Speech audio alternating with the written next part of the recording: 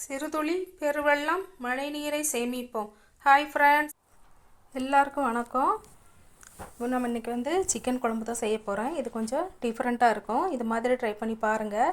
இது பார்த்தீங்கன்னா இதில் 1/2 கிலோ சிக்கன் எடுத்திருக்கேன். எலும்புள்ள சிக்கனாக எடுத்திருக்கேன். இதில் பார்த்தீங்கன்னா மஞ்சள் தூள், காஷ்மீரி சில்லி, மிளகுத்தூள், உப்பு இதெல்லாம் போட்டு நல்லா மிக்ஸ் பண்ணி வச்சுக்கலாம்.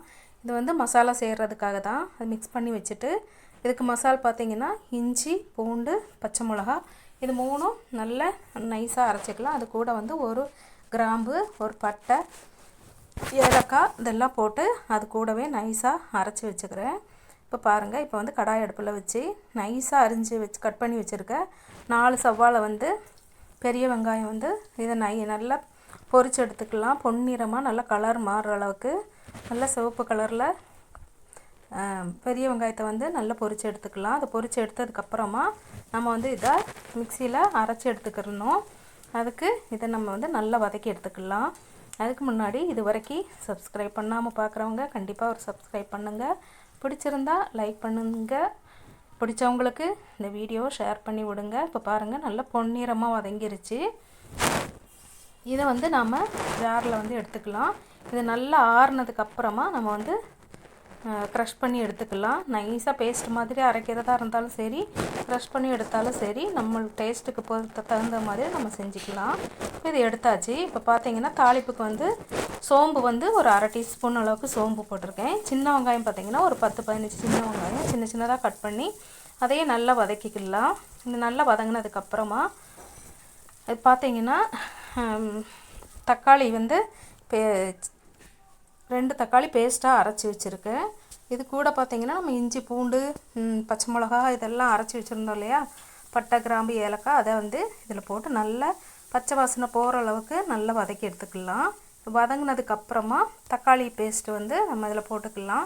இதுக்கு முன்னாடி நான் போட்ட வீடியோலலாம் பார்த்திங்கன்னா தக்காளி சின்ன சின்னதாக கட் பண்ணி தான் போட்டிருப்பேன்.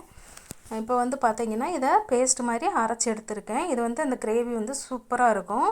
இப்போ பார்த்திங்கன்னா அதுக்கு மசாலா பார்த்திங்கன்னா 2 டேபிள் ஸ்பூன் அளவுக்கு மல்லித்தூளும், காஷ்மீரி சில்லி 3/4 டீஸ்பூன், நல்ல கார மிளகாத்தூள் 1/2 டீஸ்பூனு, சோம்பு 1/2 டீஸ்பூனு, மிளகுத்தூள் 1/2 டீஸ்பூன் போட்டு அந்த பச்சை வாசனை போகிற அளவுக்கு அதை ஃப்ரை பண்ணி எடுத்துக்கலாம். அதை நல்லா பெரட்டி விட்டுட்டு பச்சை வாசனை போகிற அளவுக்கு பெரட்டி விட்டுக்கலாம். அதுக்கப்புறமா பார்த்திங்கன்னா நம்ம தக்காளி 2 தக்காளி அரைச்சி வச்சுருந்தோம் இல்லையா, அந்த தக்காளி போட்டு நல்லா மிக்ஸ் பண்ணி விட்டுக்கலாம் மசாலையில். அப்போ அந்த பச்சை வாசனை நல்லா மாறினதுக்கப்புறமா இதுக்கு தேவையான அளவுக்கு தண்ணி கொஞ்சமாக ஊற்றி மசாலா கொதிக்க விட்டுக்கலாம். இப்போ பார்த்திங்கன்னா நல்லா பச்சை வாசனை போகிறதுக்காக நல்லா பெரட்டி விட்டாச்சு. இது கூடவே பார்த்திங்கன்னா ஏற்கனவே நம்ம கறியில் மஞ்சத்தூள் போட்டு பெரட்டி வச்சுருக்கோம். இருந்தாலும் இதில் கொஞ்சமாக 1/2 டீஸ்பூன் அளவுக்கு மஞ்சத்தூள் போட்டு நல்லா மிக்ஸ் பண்ணியாச்சு. மிக்ஸ் பண்ணி விட்டுட்டு இப்போ பாருங்கள், ஒரு 3 டேபிள் ஸ்பூன் அளவுக்கு தண்ணி ஊற்றி சுடு தண்ணி ஊற்றிருக்கேன். ஏன்னா அப்போ தான் சீக்கிரமாக அந்த பச்சை வாசனை சீக்கிரமாக போகும். சுடு தண்ணி ஊற்றினா அதோட டேஸ்ட்டு கொஞ்சம் டிஃப்ரெண்ட்டாக இருக்கும். அதனால் இப்போ சுடு தண்ணி ஊற்றிருக்கேன். உங்களுக்கு எப்படி தேவையோ அது மாதிரி நீங்கள் செய்யுங்க. இப்போ இது கூடவே பார்த்தீங்கன்னா கொஞ்சமாக மல்லி இலையும் இதில் போட்டு அந்த மசாலையில் நல்லா மிக்ஸ் பண்ணி விட்டுக்கலாம். கறி இதோடு சேர்ந்து வேகும்போது நல்ல ஒரு ஃப்ளேவராக கிடைக்கும்.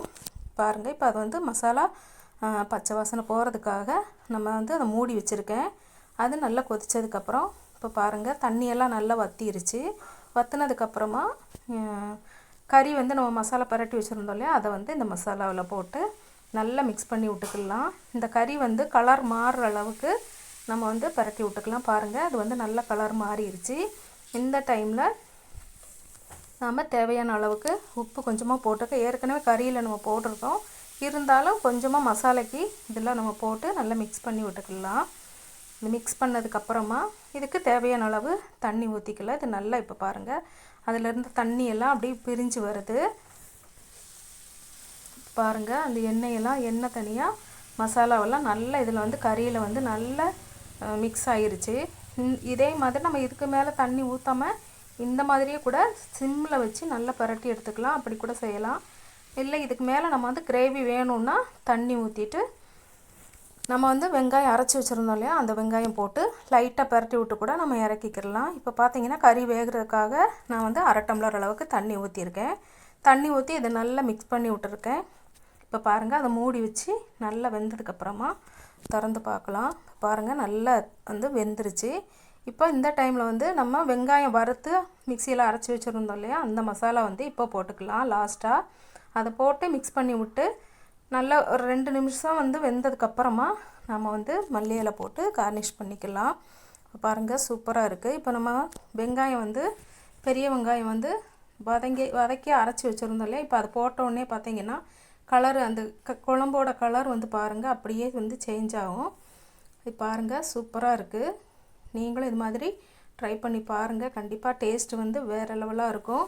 நீங்களும் ட்ரை பண்ணி பாருங்கள். இப்போ லாஸ்ட்டாக வந்து நம்ம உங்களுக்கு விருப்பம் இருந்தால் இது போடலாம், இல்லைன்னா ஸ்கிப் பண்ணிடுங்க. இப்போ பாருங்கள், இதில் வந்து இப்போது மல்லி இலை போட்டு நம்ம வந்து கார்னிஷ் பண்ணிக்கலாம். இதை மூடி வச்சு அப்படியே திறந்துட்டு நம்ம வந்து மல்லி இலை போட்டு இறக்கிக்கலாம். இது கண்டிப்பாக எல்லாருக்கும் பிடிச்சிருக்குன்னு நினைக்கிறேன். நீங்களும் ட்ரை பண்ணி பாருங்கள். கண்டிப்பாக எல்லாருக்கும் பிடிக்கும். பிடிச்சிருந்தா ஒரு லைக் பண்ணுங்கள், ஷேர் பண்ணுங்கள், சப்ஸ்கிரைப் பண்ணுங்கள். நன்றி, வணக்கம்.